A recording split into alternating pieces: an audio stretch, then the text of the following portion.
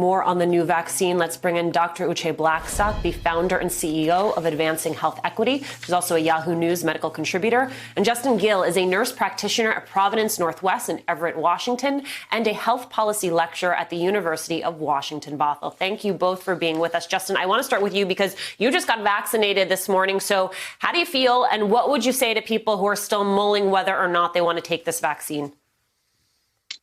Yeah. Oh, thank you so much, Alicia, for having me. I am feeling well.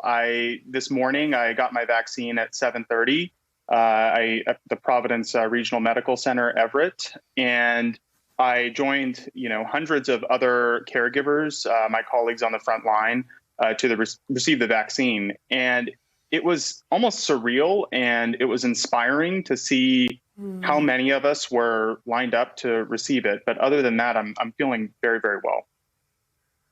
Yeah, and it has been very moving to watch you all receive it. Dr. Blackstock, the FDA gave emergency approval Friday for a second vaccine from Moderna. You just heard me talk with Shaquille Brewster about how this vaccine doesn't need to be refrigerated, kept at the same cold temperatures that the other one needs to be kept at. But from you, I want to know, what are the major differences with the vaccines when it comes to how they're administered and also possible side effects?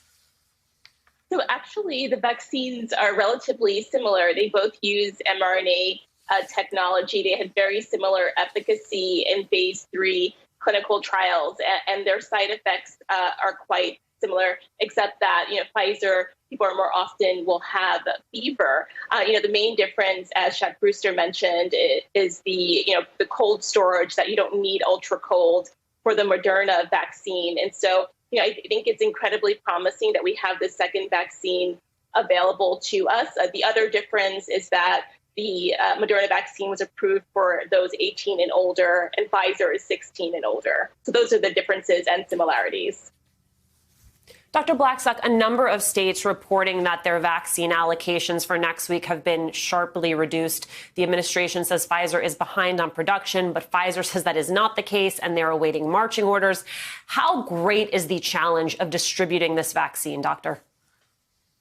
So it's interesting because we know that billions of dollars went towards vaccine research and development, and only a fraction of that has gone to the vaccine distribution process. And so I think for many of us who are paying attention, this could have been predicted. I think there are going to be hiccups along the way, such as what happened this week. I'm hoping, though, the process will become smoother. But distribution from the states receiving their allotment to the vaccine getting into the arms of individuals is going to be a tremendous amount of work. It's not just about distribution to accessible sites, but also about people who have concerns about taking the vaccine. As we know, we've talked about in the past that, those issues and feelings are very real and may affect uptake of the vaccine.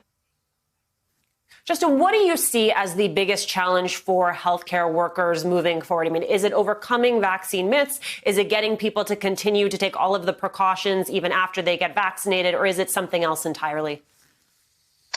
I think it's a combination of all of them. We're coming up into like about 10 months since this pandemic first started, and misinformation, falsehoods that are being spread amongst patients and communities. Oftentimes that seems to be the biggest source of frustration amongst a lot of healthcare workers. One of the big concerns that we do have is that the broader population may not fully trust this vaccine. So I think it really relies upon us as healthcare workers to show the public that we're willing to get the vaccine. Trust is probably one of the most important components of that.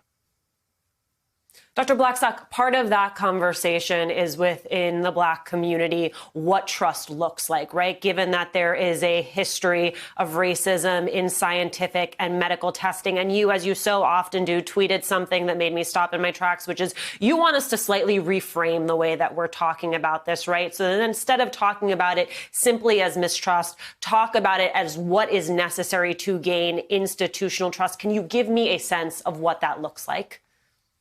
Yes, exactly. I think like what Justin referred to, there needs to be transparency in this process. And so even in the development of the vaccine, I think to many people, there were steps that were not clear to them. And we need to focus on public health campaigns that give this information in a digestible, easy way for people to understand. Hey there, I'm Chris Hayes from MSNBC. Thanks for watching MSNBC on YouTube. If you want to keep up to date with the videos we're putting out, you can click subscribe just below me or click over on this list to see lots of other great videos.